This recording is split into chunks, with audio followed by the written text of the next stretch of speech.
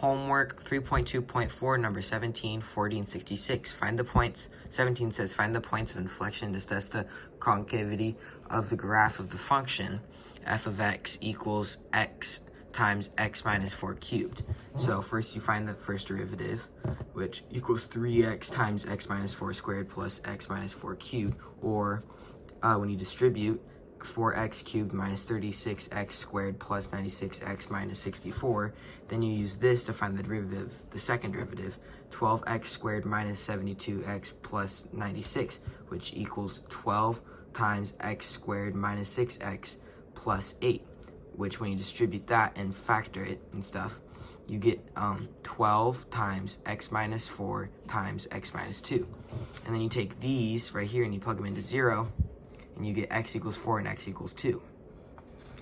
And then, since we know that those are intervals we do, so for the interval negative infinity to 2, we gotta plug in a number into the second derivative equation that's somewhere from negative infinity to 2, which I chose -1, which equals 180 degrees, and because it's a positive number, that means it concaves up.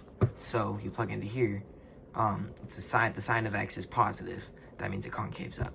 Now, the second interval is 2 to 4, and the number between 2 to 4 is 3. So I plug that into the second derivative equation. That gives me -12. That means it concaves down.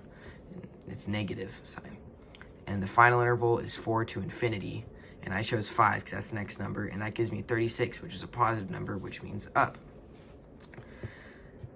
And then, to find the points of inflection, I have to plug in each of the x values into the regular f equation, the original. So I plugged in 4, and that gave me 0. And then I plugged in 2, and that gave me -16. So my points of inflection are 2, -16, and 4, 0. Question 40 says find all the relative extrema of f of x equals -x to the 4th power plus 4x to the 3rd plus 8x to the 2nd. F prime is -4x cubed plus 12x squared plus 16x, and the second derivative is that was first derivative. This is second derivative. That equals -12x squared plus 24x plus 16. So then you come over here to the second derivative, you factor it, and that gives you -4x times x minus 4 times x plus 1. And then you plug and you get your x values from this. X equals 0, x equals 4, and x equals -1. And then after that, you plug these into your f to the double derivative to see if it's concave up or down. So 0 concaves up, and 4 concaves down, and -1 concaves down. And then because you know concaves up and down, now we plug these x values into the regular equation to see the y values. So f of 0 equals 0, f of 4 equals 128, and f of -1 equals 3. And so by comparing the y values and looking at the way they concave, because 0, 0 concaves up, that means it's the relative min. And relative max between these two, since they're both concave down, they're both going to be maxes. Relative max is -1, 3, because that's far less than the global max, which is 4, 128. And 66 says, sketch the graph of f having the given characteristics. F of 2 equals f of 4 equals 0. The first derivative is less than 0 for x when x is less than 3.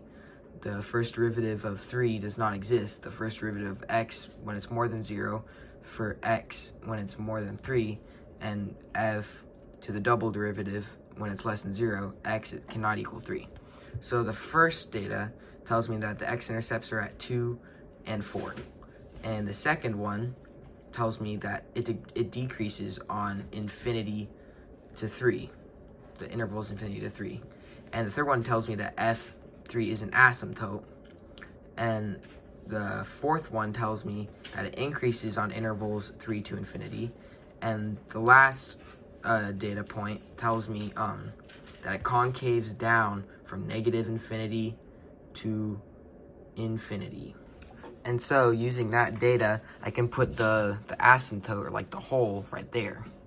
And then because it decreases from negative infinity to 3, I put this line right here, and then it increases from 3 to infinity right there. So this is the sketch for my graph.